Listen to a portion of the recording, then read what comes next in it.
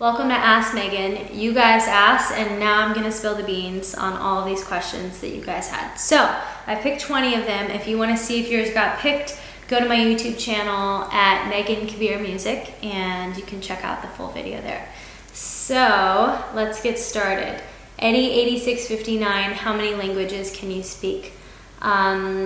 English and English. Unfortunately, I barely speak one language is the answer to this question. I know some Farsi, but I wouldn't call myself fluent in it. But hopefully one day I will be. Tawab, and sorry, when will you perform more Afghan songs? I don't have any immediate plans right now, but I definitely know that I will release something this year. But I don't know the specifics. But stay tuned on all my socials. I'm constantly posting updates about things that I'm doing, so you guys will be the first to know if something's coming out through my page. So stay tuned on there.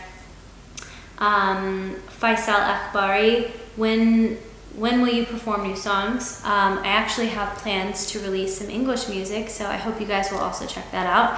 I'm super excited about it. I've put my heart and soul into this project, and I'm about to make some announcements this next week about release dates and things like that, but that's gonna get really exciting.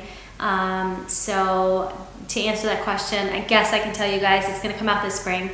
And just stay tuned to the page, and I'm gonna kind of give you guys some more information about that very soon. Perform new songs. Rashad Yakubi, what are some of the American artists you've written for?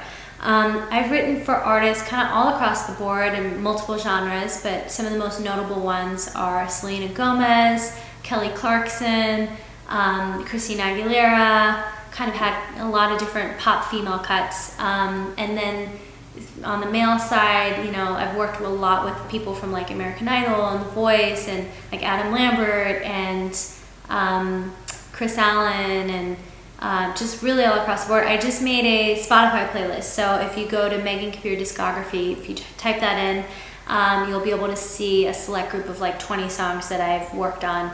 I just posted that yesterday, so check that out. Biggest influence in your life, Akila Gol. I would say my dad, just because he, kind of watching him, you know, well, I wasn't born yet, but knowing his story of coming, you know, from Afghanistan in the late 70s to America as a refugee, and he didn't have any money in his pocket basically, but a couple $100s, and watching him, you know, over the years build his business and work really hard and eventually became successful with it. It taught me a lot about hard work and how that pays off. So I've applied a lot of that to my business. And just his business sense in general has been really great to learn from. So I've learned so much from him, and he's definitely, like, I would list as a big influence. Okay, American artists. Ash Art World, Fleetwood Mac or Farhad Darya? That's a hard one, although I'm gonna have to go with Fleetwood Mac. I love me some Stevie Nicks and some 70s hippie vibes and old school harmony, so Fleetwood Mac. Khalid Valley from Southampton, UK. I'm a massive fan of you. Would you like to tell us about your life and family? Additionally, how long have you been singing? I've been singing for as long as I can remember. I'd say 5 or 6 years old. And my great aunt was an opera singer and really involved in theater and just very encouraging of me singing. So I remember her sort of nudging me along at a really early age. As far as family and my daily life goes, my family is just super supportive. I have an older brother that's a few years older than me, and my mom and dad, they all live in Nashville, Tennessee. So I'm really grateful to be around them and or be close to them, and they're just very supportive of me and my career, and I have an amazing family. Daily life for me, gosh, I would say, you know, on an average day, I will write songs. I'll go to a writing session where there are other collaborators, and we will write songs together. And then in the evening, sometimes I'll go to a show and see live music, or, you know, I lately am trying to make time for just life kind of stuff, like watch some new shows or just things that I can draw inspiration from. And then I also travel a lot, which I love, and I get to travel a lot to collaborate with people sort of all around the world. And so that's sort of like an average day for me is in that space, but definitely very creative. I'm losing my place on here. Where do you see yourself in 10 years? I would say, well, hopefully very successful as an artist and songwriter. This year I'm really getting my artistry kind of up and running again. I've been doing a lot for other artists for a long time, which I love, but I really have the desire to still be an artist, so that's a big goal for me. And then aside from that, I mean, outside of music, I would love to own a shop of some sort. I would love to have, one thing that I love to do whenever I travel, and I've been doing a lot lately, is I'll go to like a high tea with like little miniature sandwiches and teas and things like that, which I just love all of that kind of stuff. So I would love to open a shop in Nashville that serves a high tea. I think that would be really cool, and there's nothing in Nashville that really does that. So that would be a cool 10-year goal. Let's see here. I want to make sure I don't miss any of these questions. When we perform new songs. Okay. Jay Yusufi? I'm so sorry. I'm butchering everybody's beautiful names. I assume that you write all of your own music, especially the English ones. So where do you draw inspiration from when you write a song, and what's your favorite part about the process? My favorite part of the process is I really enjoy all parts of it. I love obviously the end result because it's such a mountain that you've climbed, and it's sort of like when you're writing, there are all these little puzzle pieces that you're sort of shifting around and figuring out what fits and what works, and then pretty soon it all clicks into place and creates this beautiful picture. So that's really rewarding. But I also I really do love talking to people. I love the art of collaboration. Somebody will throw out a song lyric and say, well, it's sort of like this, but not exactly this line, and then that'll make somebody else think and trigger a thought, and then somebody else will comment off of it. So it's this sort of like you continue to raise the bar, and everybody, in a good collaboration, or my favorite kind of collaboration, is when everybody just keeps raising the bar and the song gets better and better. So I do love that, and talking to my collaborators and hearing about their lives and their stories and finding a way to incorporate that into the song. So that's probably my favorite part of the process. Where do you draw inspiration from when you write a song? I'm constantly drawing inspiration. I may just be browsing on Instagram and see a quote that I think is really cool that one of you guys posted, or I may watch a documentary on something that has inspired or touched me in a certain way, or, I may be traveling and learn about how somebody lives in a different part of the world. So I'm constantly taking in information and analyzing and observing, and a lot of that is what I in turn channel into my art. What are your favorite non-musical hobbies? I actually have way too many hobbies. It's getting to be a bit of a problem. My house is packed full with my many hobbies. One of my particular favorite ones, really I just love anything that I can create with. So lately I've been making little room sprays and mists that I take to writing sessions and kind of spray to kind of create vibe with essential oils. I'm really into wellness. Anything that's natural remedies, I'm all about all that kind of stuff. Which also kind of spills into yoga. I love yoga. For me, I feel like I get very stressed out and have a lot of pressure oftentimes because of what I do and traveling and all that. So yoga is what helps me kind of get centered and get back to my core and kind of ground me. So that's definitely a hobby.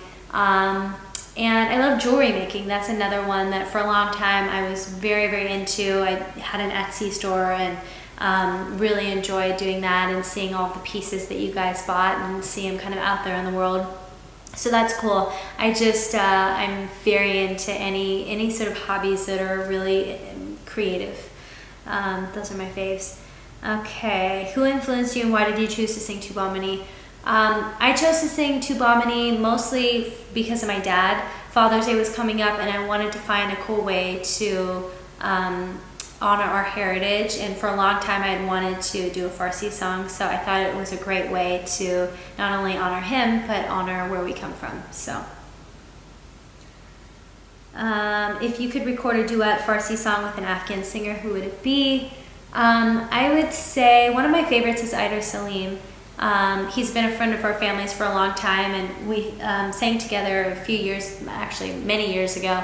And we've actually talked about doing something together this past year. We had a few conversations about it, so you guys will have to stay tuned if we decide to do it. But I just really love his music. I love his voice. I've always been a big fan.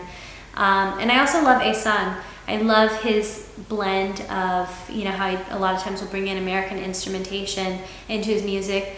It's just a really cool blend, and for me, because I'm half Afghan and half American, I really relate to that hybrid musically. Okay, Farsi song with Afghan. Okay, Bahar Sahar 90. Will you ever decide to marry an Afghan? If no, why not? If yes, why so? For me, I don't have any sort of restrictions or stipulations on who I marry. I think that it would be cool to marry an Afghan, mostly just because we would share the same traditions and understanding where we come from. But I definitely am open to whoever I may meet one day. I think that you should marry somebody, that you love and care about, and don't necessarily have any sort of set thing of you have to marry somebody because they're this or because they're that. So I'm definitely open to whatever the future holds. Sonia Razawi, I have a question. Why are you so fabulous, honey? My question is, why are you so fabulous? Shafak Omid, when will you come to Afghanistan? Many people love you and want to see you here. Well, I love all of you, and I want to meet each and every one of you. I would definitely love to visit Afghanistan. My, wish has been for a long time, to be able to see where my dad grew up. I think that would be so cool, and I've heard so many stories about that for as long as I can remember. And I've imagined it in my mind, but to see it firsthand would be such an amazing thing. So I would love to go whenever I feel like, it's a good time and it's safe to go visit. I would love to meet all of you guys. Jenny Hofstetter Briggs, who is your favorite artist? Oi, that's a very hard question, because I just love all kinds of music and all different genres, and that's hard. I guess if we were talking about current artists, I love what The Weeknd is doing right now. I think that I love the whole 80s throwback thing that he does, and he reminds me a lot of Michael Jackson, and just the songwriting and the production and performance value. He performed at the Grammys the other night, and I was just really blown away. So I love him. And I think because I grew up in Nashville, I have a big appreciation for artists that play instruments and really write their songs and really have something to say.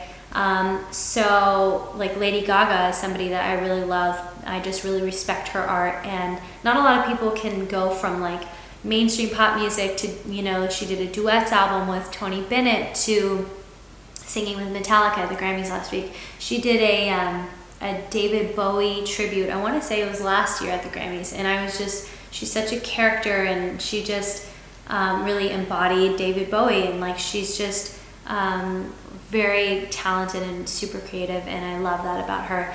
And then there's the obvious, I love Adele. I love her classicness.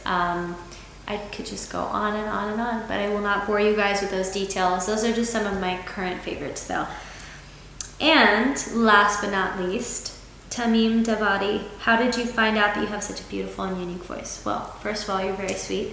And second, I would say I always was just encouraged to sing. I was constantly sort of on stage from the time I was 5 years old. I was in dance class. I love to dance, and we do dance recitals, and I was in choir at school, and what else did I do? I acted. I did acting in the Bay Area as a kid, so I was in a lot of movies, just small parts as a kid. So I was constantly in sort of the entertainment space, and so people were always encouraging that. And so when different things came up that involved singing, I kind of discovered that it was something that I really enjoyed and loved doing, and people seemed to respond to. So that's really where it all began. So Thank you guys for all of the questions. We'll do some more of these so you guys can get to know me a little bit better, but I hope that you have learned some more things about me and got to know me a little bit more. And thanks for tuning in.